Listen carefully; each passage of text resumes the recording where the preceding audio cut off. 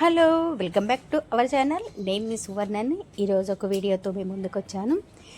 ఇంకా పండుగలలో అన్నిటికీ రాఖీ పండుగ వెళ్ళిందంటే నెక్స్ట్ కృష్ణాష్టమి వెళ్ళిందంటే ఇక నెక్స్ట్ వచ్చేది మన బుజ్జి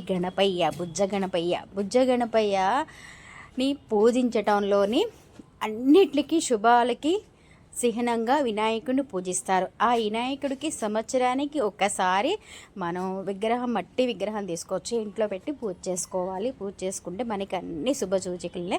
అయితే ఆల్రెడీగా అన్నీ ముస్తాబు అయిపోయినాయి. మనకి వినాయకుడి విగ్రహాలు ఎంత ముద్దుగా ఉన్నాయంటే అసలు చాలా బాగా నచ్చినాయి.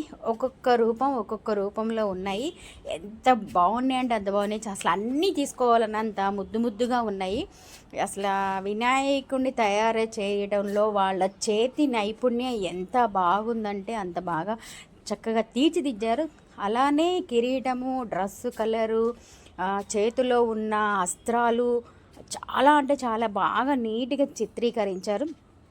వీటిని చూస్తుంటే నాకు చాలా ఎంత నచ్చినాయి అంటే అంత నచ్చినాయి. అందుకనే నేను ప్రతిదీ నేనైతే వినాయకుడిని వీడియో తీశాను. నా వీడియో ఎలా ఉందో మీరు చెప్పాలి. అసలు బుజ్జి గణపయ్య చూడండి, అసలు ఎంత వైట్ డ్రెస్లోని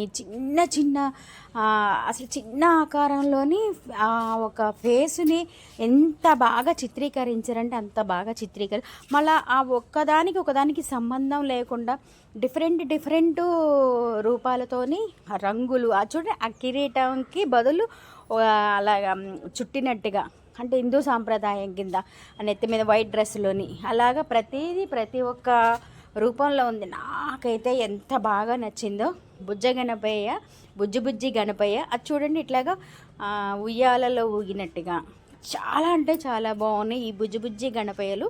ఈ గణపయ్యలు ఎలా ఉన్నాయో చూసి కామెంట్ బాక్స్లో అయితే నాకు కామెంట్ చేయండి. బుజ్జి గణపయ్య మా ఇంటికి వచ్చిండు గణపయ్య.